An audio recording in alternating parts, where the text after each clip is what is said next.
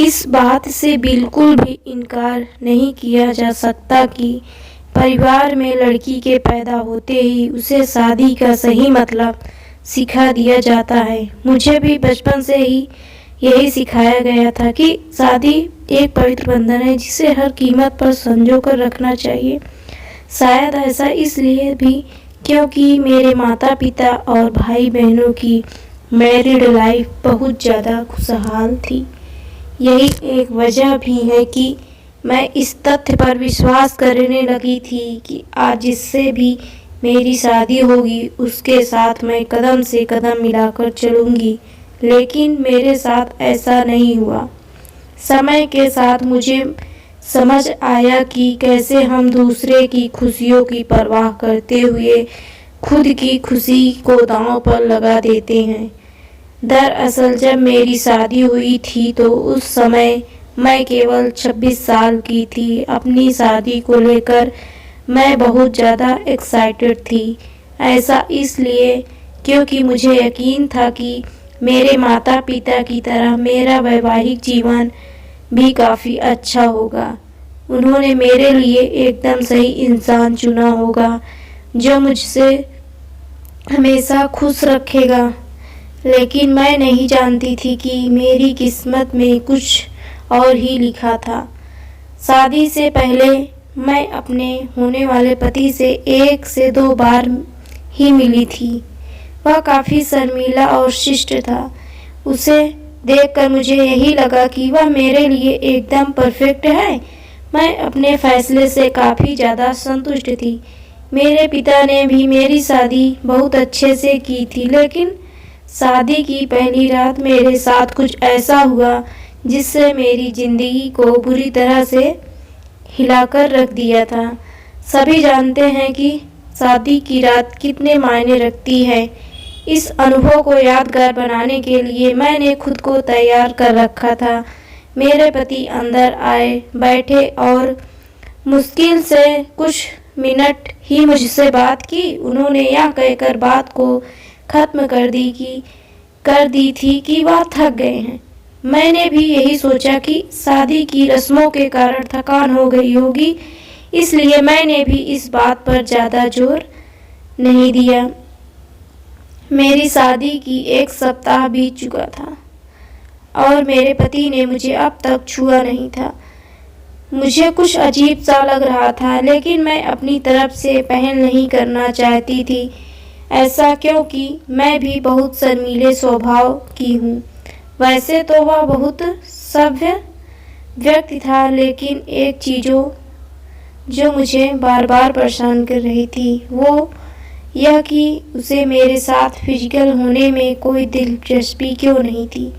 यही नहीं, जैसे जैसे समय बीतता गया उनके साथ रहकर मुझे ऐसा लगने लगा था वह मेरे पति बनने के बजाय दोस्त बनना रहना ज़्यादा पसंद करते हैं। महीने बीतते गए, वैसे ही मुझे हर रोज़ एक नई चीज़ का अनुभव होने लगा। लेकिन अब भी हमारे बीच न्यू कपल वाली फीलिंग नहीं थी।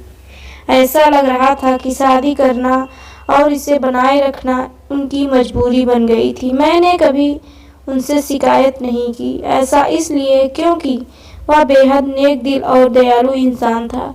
मुझे उनके साथ किसी तरह की कोई दिक्कत नहीं थी, लेकिन इसके बाद भी मुझे लगता था कि मेरी शादी में कुछ कमी थी। हमारी शादी को 1 साल बीत गए और हमारे बीच छोटी सी बात को लेकर झगड़ा हो गया, जो वास्तव में गंभीर लड़ाई में बदल गया। मेरे मन में गुस्सा था तो मैंने कह दिया कि मैं एक पति के लिए तरस रही हूँ जो मुझे कभी नहीं मिला। जैसे ही मैंने ये शब्द बोले, मेरे पति एकदम चुप हो गए और बिस्तर के किनारे पर जा कर बैठ गए। मैंने जब उन्हें रोता हुआ देखा तो मैं चुप हो गई।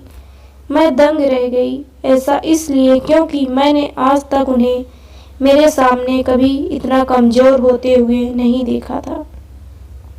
मैंने उन्हें परेशान देख दिलासा दिया। तभी उन्होंने मुझसे माफ़ी मांगी और कहा कि उनका इरादा मुझे चोट पहुंचाने का बिल्कुल भी नहीं था। लेकिन उन्हें महिलाएं पसंद नहीं हैं। मैं कांपते हुए अपनी जगह पर खड़ी हो गई। उन्होंने कबूल किया कि वह समलैंगिक है। मैं कुछ समझ ना पाई। मैंने फिर पूछा कि समलैंगिक है, तो उसने मेरी तरफ देखा और कुछ नहीं कहा। मैं यही सोच रही थी कि मेरी शादी बस एक दिखावा थी। मैं बिस्तर पर चुपचाप लेट गई और हकीकत से भागने के लिए सोने की कोशिश करने लगी। लेकिन मैं अच्छे से जानती थी कि यह सपना नहीं है। मेरे पति पुरुषों को पसंद करते हैं। मुझे यह बात पर हालात में स्वीकारनी थी।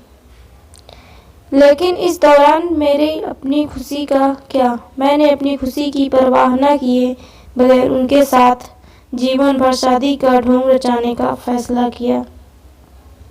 हालांकि मुझे धोखा देने के लिए उन्होंने मुझसे माफ़ी मांगी। उन्होंने कहा वह सब कुछ मुझे बताना चाहते थे, लेकिन उन्हें लगा कि वैवाहिक जीवन में व्यस्त होने के कारण शायद वह बदल जाएंगे। लेकिन ऐसा नहीं हुआ। हमने फैसला लिया कि अब ऐसा नहीं चल सकता। हमें किसी न किसी निष्कर्ष पर पहुंचना होगा। ऐसे में हमने तलाक की अर्जी दायर की, जिसकी वजह से हमारे परिवार के बीच संबंध खराब हो गए थे। लेकिन मेरे और मेरे पति के बीच के दोस्त के रूप में जो रिश्ता मजबूत हो गया है, मैंने उन्हें समझा और उनकी भावना की कद्र की। वह चाहते थे कि मुझे ऐसा व्यक्ति मिले जिसके साथ मैं हमेशा खुश रहूं। हमारा यह कदम उन बंधनों से मुक्त करने के लिए जरूरी था जो हमें दुखी और अधूरा शादी में जोड़े रखना चाहते थे। लेकिन मुझे खुशी है कि हमने समाज की परवाह नहीं की, बल्कि अपनी खुशी के बारे में सोचा। सच कहूँ तो आज मैं बेहद खुश थी।